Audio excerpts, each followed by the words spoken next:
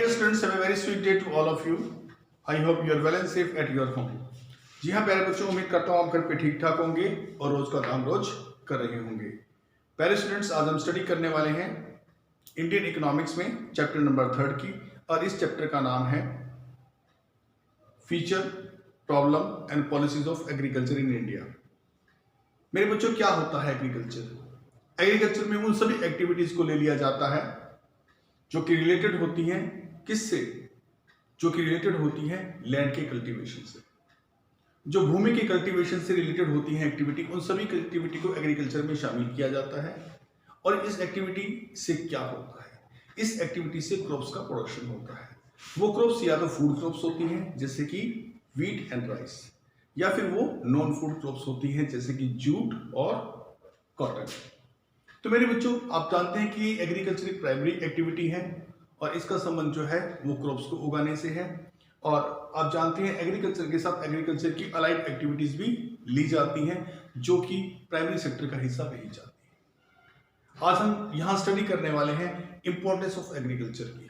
जी हाँ, आज हम स्टडी करेंगे importance of agriculture in Indian economy. Indian economy में एग्रीकल्चर की क्या इंपॉर्टेंस है? तो मेरे बच्चे, ये सब जो स्टडी मैं करा रहा हूँ ये आपको 5 ईयर प्लान के अकॉर्डिंग करा रहा हूँ, जो 5 ईयर प्लानिंग के अंदर हुआ है। पहला जो इंपॉर्टेंस मैं आपको बताने वाला हूँ वो है कि कंट्रीब्यूशन टू जीडीपी। हमारी एग्रीकल्चर में जो भी कुछ हम पैदा करते हैं, जो कुछ भी हम प्रोडक्शन करते हैं, वो सब हमारी जीडीपी को बढ़ाता है। अब आप कहेंगे जीडीपी होती क्या है? Gross domestic product. इसका मतलब है एक साल में एक देश के अंदर पैदा हुई वस्तुओं की वैल्यू। पैदा हुई वस्तुओं की वैल्यू कैसे निकालते हैं? एक देश में जितनी गुड्स और सर्विसेज पैदा होती हैं उन्हें हम क्वांटिटी कह देते हैं, और उनको उनके प्राइस से अगर मल्टीप्लाई कर दें तो वैल्यू बन जाती है गुड्स एंड सर्विसेज की, जो एक साल में एक देश की नेशनल टेरिटरी में पैदा हुई है। तो बेटा, इन सब गुड्स के फ्लो को, हर साल जितना फ्लो बढ़ता है उसे कहते हैं जीडीपी। ठीक है मेरे बच्चों, तो आपको मैं बता दूं, इसमें जब देश का नेशनल इनकम काउंट किया जाता है तो सबसे पहले जीडीपी काउंट होता है। तो जो जीडीपी काउंट होता है मेरे बच्चों, अगर उसमें एग्रीकल्चर का शेयर देखें तो उसमें एग्रीकल्चर का शेयर और एग्रीकल्चर से संबंधित सभी अलाइड सेक्टर जो एग्रीकल्चर में ही आते हैं, और उनका शेयर जो है वो 17.4% था, और वो ईयर था 2014 और 15 का। जी हाँ, 2014-15 में एग्रीकल्चर ने 17.4% अपना कंट्रीब्यूशन दिया था। किसमें? जीडीपी में। अर्थात जीडीपी ग्रोथ जो है वो 17.4% थी। मेरे बच्चों, दूसरी बात आती है सप्लाई ऑफ वेज गुड्स। जी हाँ, सप्लाई ऑफ वेज गुड्स भी एक इसकी इंपॉर्टेंस है एग्रीकल्चर की। कैसे है, पहले जान लेते हैं वेज गुड्स क्या है। Wage goods are necessity of life. Wage goods जीवन की मूलभूत आवश्यकताएं हैं। ये जीवन के लिए अनिवार्य गुड्स हैं।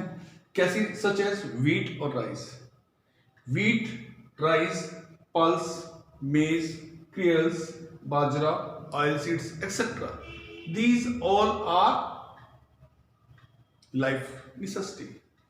इन्हीं को वेज गुड्स जो है वो कहा जाता है। मेरे बच्चों, हमारे देश में जो 130 करोड़ पॉपुलेशन है, उन सब के लिए ये गुड्स उपलब्ध होती हैं हमारी एग्रीकल्चर से। और 130 करोड़ पीपल्स होने के साथ साथ हमारे देश में 51 करोड़ सभी प्रकार के पशु हैं मिलाकर के, उनके लिए भी वेज गुड्स आती हैं। ये सभी चीजें आती हैं कहां से? एग्रीकल्चर से। और उसके बाद भी हम इनमें से बहुत सारा एक्सपोर्ट कर पाते हैं। तो एग्रीकल्चर की इंपॉर्टेंस तो अपने आप है। एग्रीकल्चर की इंपॉर्टेंस कम नहीं है हमारे देश में। इतनी बड़ी आबादी का भरण पोषण करते हैं, 130 करोड़ लोगों का भरण पोषण करती है एग्रीकल्चर।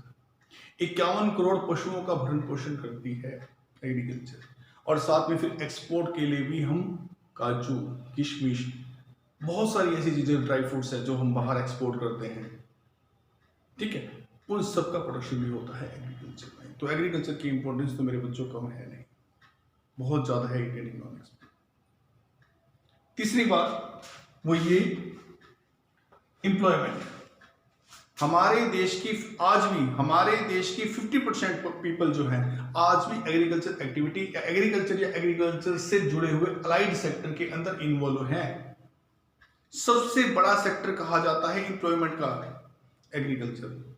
हाँ, हम मानते हैं कि और कंट्रीज की पॉपुलेशन का कम हिस्सा इसमें एंगेज्ड है, बट हमारी कंट्री के आज भी 50% पर्सन जो है पीपल जो है वो आज एग्रीकल्चर में इन्वॉल्व हैं। आगे इतने बड़े जो सोर्स ऑफ एम्प्लॉयमेंट के रूप में काम करती है एग्रीकल्चर, हालांकि जो ये रेशियो था पहले बहुत ज्यादा था। 72% के लगभग जब हम आजाद हुए थे तो 72% से ज्यादा पीपल जो है वो एग्रीकल्चर में इंगेज होते थे, लेकिन फिर वो धीरे धीरे यहाँ से बर्डन कम हुआ और उनकी शिफ्टिंग मैन्युफैक्चरिंग में या टेरिटरी सेक्टर्स में कर दी गई। सेकेंडरी और टर्शियरी सेक्टर में उन्हें शिफ्ट कर दिया गया और वो चले गए यहाँ से। हाँ, एग्रीकल्चर में कुछ बोझ कम हुआ है, लेकिन फिर भी एग्रीकल्चर आज एक बहुत बड़ा सेक्टर है जहाँ पर आज भी देश की 50% पॉपुलेशन इंगेज है। तो एग्रीकल्चर की इंपॉर्टेंस इंडियन इकोनॉमी में बहुत ज्यादा कही जाती है। अगली बात देखते हैं इंडस्ट्रियल रॉ मटेरियल। आप तो जानते हैं कि यही प्राइमरी सेक्टर जो है हमारा जो एग्रीकल्चर है, हमारे एग्रीकल्चर से ही रॉ मटेरियल निकलता है। जितने पेड़ हमारे देश में हैं, जितना हम क्रॉप्स पैदा करते हैं, कॉटन पैदा करते हैं या और भी ऐसी कमर्शियल क्रॉप्स पैदा करते हैं जो हमारी इंडस्ट्रीज का बेस बनती है। तो इंडस्ट्री के लिए लकड़ी, इंडस्ट्री के लिए कॉटन, इंडस्ट्री के लिए थ्रेड, इस तरह की बहुत सारी चीजें इंडस्ट्री की जो है एज ए रॉ मटेरियल किससे प्राप्त करते हैं? हम एग्रीकल्चर से प्राप्त करते हैं। एग्रीकल्चर अगर ना हो, एग्रीकल्चर हमें वो रॉ मटेरियल ना प्रदान करे तो हम किस चीज से मैन्युफैक्चरिंग करेंगे आगे? लकड़ी ना हो तो कैसे फर्नीचर बनेगा? कॉटन ना हो तो कैसे थ्रेड बनेगा? थ्रेड बनेगा और फिर थ्रेड के बाद कैसे हमारा बेडशीट बनेगी, कैसे हमारे पिल्लोज बनेंगे, कैसे हमारे टॉवल्स बनेंगे, कैसे और जरूरत का सामान जो है वो बनेगा। अब तो जानते हैं जूट है एग्रीकल्चर में, तो जाकर हम जो है ये दरिया बना पाते हैं। जूट है अगर हमारे पास तो जाके हम रस्सा बना पाते हैं। जूट है हमारे पास तो हम पॉली बैग बना पाते हैं। जी हाँ, हम बैग बना पाते हैं जिसमें कि हम जो है सामान जो है वो पैक करते हैं। तो मेरे बच्चों, एग्रीकल्चर की इंपॉर्टेंस रॉ मटेरियल के भी बहुत ज़्यादा है इंडियन इकोनॉमिक्स में। अगला पॉइंट है हमारे पास कंट्रीब्यूशन टू इंटरनेशनल ट्रेड। जी मेरे बच्चों, आज भी बहुत सारे सामान का इंटरनेशनल ट्रेड हम करते हैं। बहुत सारा सामान जो हमारे यहाँ से आज भी बाहर जाता है, बहुत सारे ड्राई फ्रूट्स बाहर जाते हैं, बहुत सारा ऐसा माल बाहर जाता है जो एग्रीकल्चर की ही पैदावार है और उसकी वजह से हमें लाखों डॉलर जो है वो मुनाफा होता है। हर साल हम लोग बहुत इसेंशियल एग्रीकल्चर प्रोडक्ट का जो है वो बाहर एक्सपोर्ट करते हैं। तो इंटरनेशनल बिजनेस में भी इसकी इंपॉर्टेंस कम नहीं है। अगला पॉइंट है हमारे पास कंट्रीब्यूशन टू डोमेस्टिक ट्रेड। ये डोमेस्टिक ट्रेड में भी बड़ी भूमिका निभाती है। एक स्टेट दूसरी स्टेट के साथ, एक डिस्ट्रिक्ट दूसरी डिस्ट्रिक्ट के साथ, इस तरह से इंटर डिस्ट्रिक्ट व्यापार चलता रहता है, इंट्रा डिस्ट्रिक्ट व्यापार चलता रहता है, इंटर स्टेट व्यापार चलता रहता है। एक देश के अंदर व्यापार होता रहता है। इससे डोमेस्टिक जो ट्रेड है उसका बेस भी एग्रीकल्चर कहा जा सकता है। तो एग्रीकल्चर की इंपॉर्टेंस तो इंडियन इकोनॉमी में बहुत ही ज्यादा है। अगला पॉइंट अगर मैं डिस्क्राइब करूं तो स्पोर्ट्स टू ट्रांसपोर्ट इंडस्ट्री। आप जानते हैं ट्रांसपोर्ट का काम क्या है? गुड्स को एक स्थान से दूसरे स्थान पर शिफ्ट करना। एग्रीकल्चर का प्रोडक्ट अगर हम खेतों से लाकर शहरों की मंडियों में बेचते हैं और शहरों की मंडियों से कस्टमर के घर तक जाता है, एक रिटेलर की दुकान पे जाता है, रिटेलर से अगर कस्टमर के घर तक जाता है, तो वो सारा ट्रांसपोर्ट के साधनों को सपोर्ट सिस्टम के रूप में तो काम करता है। एग्रीकल्चर का जो प्रोडक्ट गांव से उठाते हैं वो शहरों में आता है, शहरों में बिकता है, तो शहरों में होलसेलरों से रिटेलर के पास जाता है, वो भी ट्रांसपोर्ट मीन्स के कारण। ट्रांसपोर्ट रिटेलर से जो आगे कस्टमर के पास जाता है, ठीक है, एज अ होम डिलीवरी जब हम किसी सामान की देते हैं, कस्टमर के घर तक सामान जाता है, तो वो भी ट्रांसपोर्ट के साथ। मतलब एग्रीकल्चर प्रोडक्ट ही एक ऐसा प्रोडक्ट है जो कि हमारे ट्रांसपोर्ट सिस्टम को सपोर्ट किए हुए है, उसको सपोर्ट प्रदान करता है। और हमारा जो गांव का प्रोडक्ट है वो देश में घूमता है, स्टेट में घूमता है, डिस्ट्रिक्ट में घूमता है, इंटरनेशनली घूमता है, मतलब वो जाता है आगे से आगे फॉरवर्ड होता है। तो ट्रांसपोर्ट के साधनों को भी जो बल मिला है, जो सपोर्ट मिली है, वो एग्रीकल्चर सेक्टर से ही प्राप्त हुई है।